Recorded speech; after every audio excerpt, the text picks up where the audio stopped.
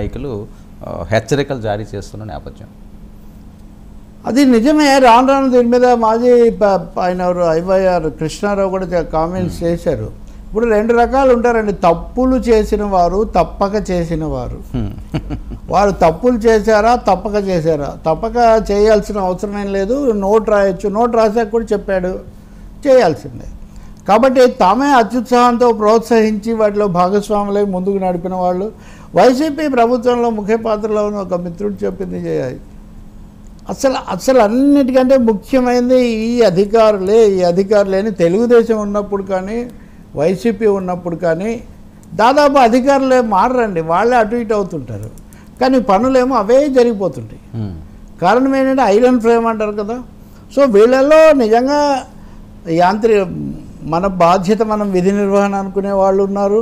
లేకపోతే అత్యుత్సాహంతో వాళ్ళని నడిపేదేమేమో అని వాళ్ళకి ఇంకా ఏది మేము మంచి చేస్తామంటే కూడా అంతెందుకు సార్ చేయడం, అంతెందుకు సార్ ఇవ్వడం అని వాళ్ళకి దారులు చూపించే వాళ్ళు కూడా ఉన్నారు. తప్పకుండా చొరవ తీసుకొని తప్పులకు దారి చూపిన వాళ్ళను తర్వాత వచ్చిన వాళ్ళు ఏదో ఒకటి చేస్తారు, పక్కన పెడతారు కదా ఖచ్చితంగా. ఇప్పుడు ఉదాహరణకు ఏబి వెంకటేశ్వరరావు, ఉదాహరణకు ఎల్వి సుబ్రహ్మణ్యం, అలాగే అంతకుముందు రాజశేఖర రెడ్డి ఉన్నప్పుడు కూడా కొన్ని జరిగాయి, కేంద్రంలో కూడా కొన్ని జరిగాయి. కాబట్టి ఇంక ఇవన్నీ పార్ట్ ఆఫ్ ది గేమ్ అనుకోవాలి. కేసీఆర్ కూడా చీఫ్ సెక్రటరీలు ఎవరు పెట్టుకోవాలన్నది కానీ, లేకపోతే ఆ తర్వాత వాళ్ళని పదవి విరమణ చేసినా పోనివ్వకుండా వాళ్ళని సలహాదారులుగా దాదాపు కీలక పాత్రల్లో కొనసాగించడం కానీ, అధికార యంత్రాంగంలో చాలా రాజకీయం ఉంటుందండి. అధినేతలకు అధికారులకు బంధం ఎంత ఉంది అన్న దాన్ని బట్టి అనంతర పరిణామాలు ఆధారపడి ఉంటాయి. వాళ్ళతో అతుక్కుపోయిన వాళ్ళు దానికి అనుభవించాలి కదా సార్. ప్రతిపక్షంలో కాకపోతే చంద్రబాబు నాయుడు ఆయన లాంగ్ ఇన్నింగ్స్. సో వీళ్ళందరితో ఆయన బంతాట ఆడుకున్నాడు. ఆయన ఈసారి నేను కఠినంగా ఉంటానని ఒక మెసేజ్ ఇవ్వదలుచుకున్నట్టుంది. కొంతమందిని ఆయన కలవలేదు, దూరంగా పెట్టారు. నేను ఒక వీడియో కూడా చూసాను, ఏదో పుష్పగుచ్చం ఆయన తీసుకోలేదు, తిరస్కరించారని. నిజానికి ఆయన అందరు ఇచ్చిన పుష్పగుచ్చాలు ఫార్మల్గా టచ్ చేసి మళ్ళీ వాళ్ళకి ఇచ్చేయడం అనేది జరిగింది. సరే, ప్రతిపక్షంలో ఉన్న వాళ్ళకి అనుభవం కనిపిస్తుంది చంద్రబాబు నాయుడు డీలింగ్లో చూస్తుంటే.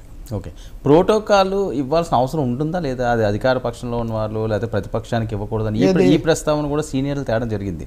అదే గతంలో ఎమ్మెల్యేగా ఉన్న గోరంటి పుచ్చే చౌదరి కానీ ఇలాంటి వాళ్ళకి కనీస ప్రోటోకాల్ కూడా పాటించకుండా చాలా ఇబ్బందులు పెట్టారు అధికారులని. అదేంటి, ఆ సిస్టమ్ ఏంటండి అసలు? ప్రతిపక్షంలో ఉంటే ఒక ఎమ్మెల్యే అయినా అది ప్రోటోకాల్ ఇవ్వకపోవడం కానీ వాళ్ళని పట్టించుకోవడం అదేం లేదండి. ఎమ్మెల్యేలు అందరూ సమానమే, ఎంపీలు అందరూ సమానమే.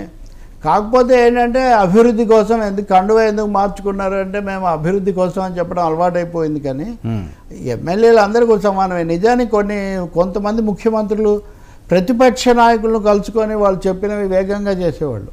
ఇప్పుడు కమ్యూనిస్టులకు ఎప్పుడూ అధికారం లేదు, కానీ ఎవరు ముఖ్యమంత్రిగా ఉన్నా రాజశేఖర రెడ్డి ఉన్నంత వరకు కూడా కమ్యూనిస్ట్ నాయకులు చెప్తే వేగంగా చేస్తుండేవాళ్ళు. ఎందుకంటే కొంచెం ఏదో ప్రజల కోసం చెప్తారు వాళ్ళు, వాళ్ళకేమీ వేరే ఇది ఉండదని.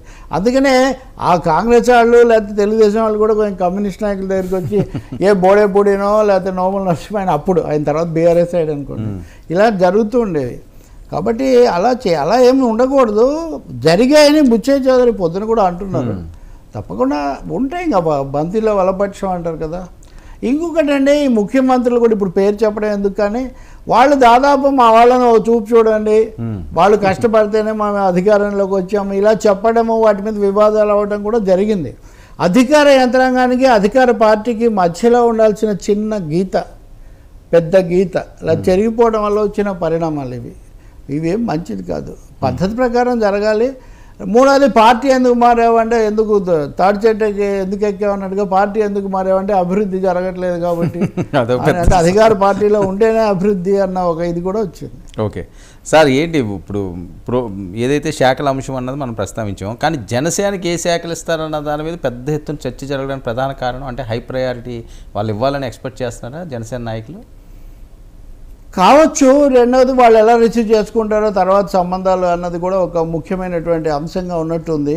ఈ విషయం మీద మాట్లాడితేనేమో నాగబాబు గారు ఎవరు మాట్లాడదు అనే కొంతమంది మా ముగ్గురి మధ్య తేడాలు పెట్టే విధంగా సోషల్ పోస్టులు ఇవన్నీ కూడా కనిపిస్తున్నాయి. వీటిని ఏమాత్రం సహించే ప్రసక్తి లేదు అది ఇది అంటున్నారు. బహుశా అలా పోస్టులు పెట్టే వాళ్ళకు అవకాశం లేకుండా ఉండాలంటే తొందరగా దీన్ని సెటిల్ చేసి ఒకటైతే క్లియర్ అయినట్టుగా ఉంది, అది సత్యకుమార్కు దేవాదాయ ధర్మాదాయ శాఖ ఇవ్వడం. వాళ్ళకి కావాల్సింది అదే కదా, వాళ్ళకి కావాల్సిందే ఈ రాష్ట్రంలో మతపరమైన రాజకీయాలకు